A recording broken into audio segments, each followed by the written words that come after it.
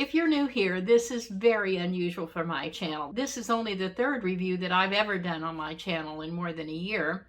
I only want to do reviews of things that I think will be good for you. But I think for a lot of us, for particularly maybe for women like me that are not interested in finding about all the science, we just want to know in practical use, is this going to be easy to use? Is it something I can handle?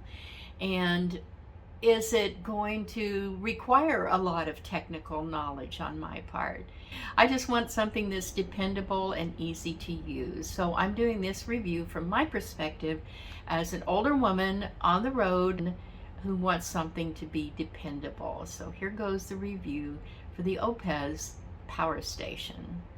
The Oupes portable power station with panels included protects your devices from overload, overcurrent, short circuit, and over temperature. It has a 3600 plus life cycle, which is 3 to 5 times longer than an average lithium ion battery.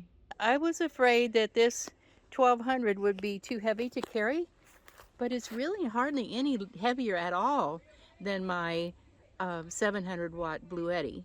This one came, the 1200 came with two 100 watt panels.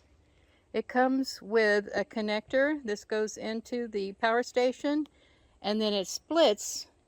Got two connectors for the two different panels. I have the two solar panels set up.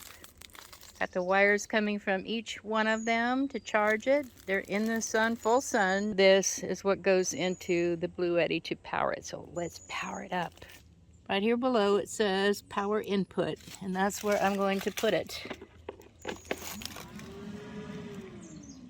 It's working. 136 going in, 140. And I don't have much of a shadow here, so that you can see it's a little bit overcast. That means it's not going to be grabbing as much power from the sun. But I think the sun's coming out. There it is. The sun just came out. And you can see from my shadow there that these are aligned perfectly to the sun, because my shadow is straight with it. So that's the best angle I could have to catch the most sunlight. Most solar panels do come with these little stands behind to stand them up. I just happen to have them along a fence, but these stands work good too if you don't have a fence. And the power station is in the shade. That's preferred. It's been an hour and 30 minutes, and it's gone from 70 to 81. And right now the sun's pretty bright, but we've had some clouds, so I think that's pretty impressive. It's running my little fridge. It's got it at 26 degrees right now, running on 12 volt. Still at 100%. 25 hours. Okay, I have plugged in the hairdryer. Let's see what happens. Turn it on. It's down to 99% now. Let's see what happens when I turn this on. It's showing an output of 128 now, 130. That makes sense. 130. So here goes the hairdryer. Look at that. Usage go up.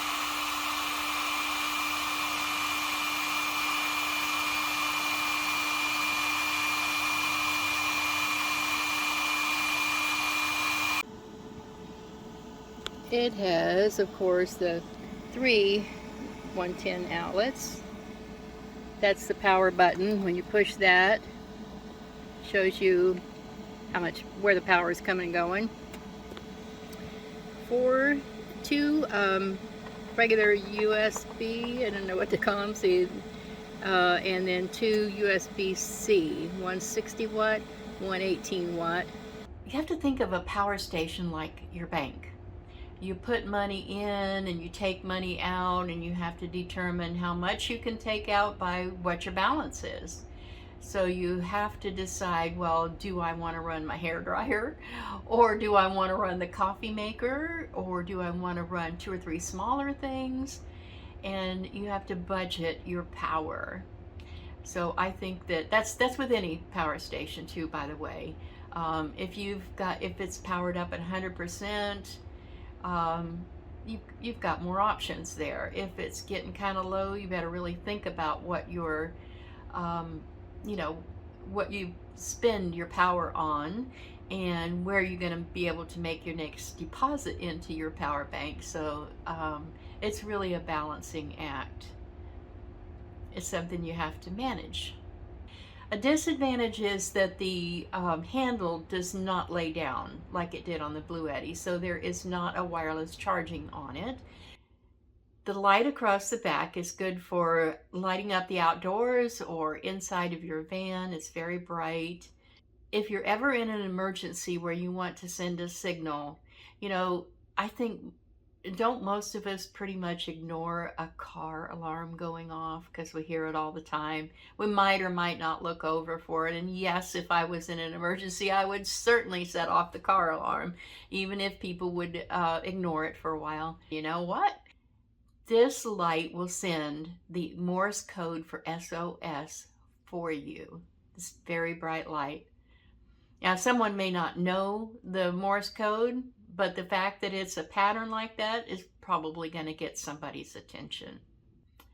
In conclusion, I think for me, and for a lot of other nomads out there, the fact that the Oupes is a budget-friendly power station for what you're getting, it's very worth it. So do I recommend an Oupes? I absolutely do recommend an Oupes power station for anybody, not just for older ladies. Thanks, Oupes.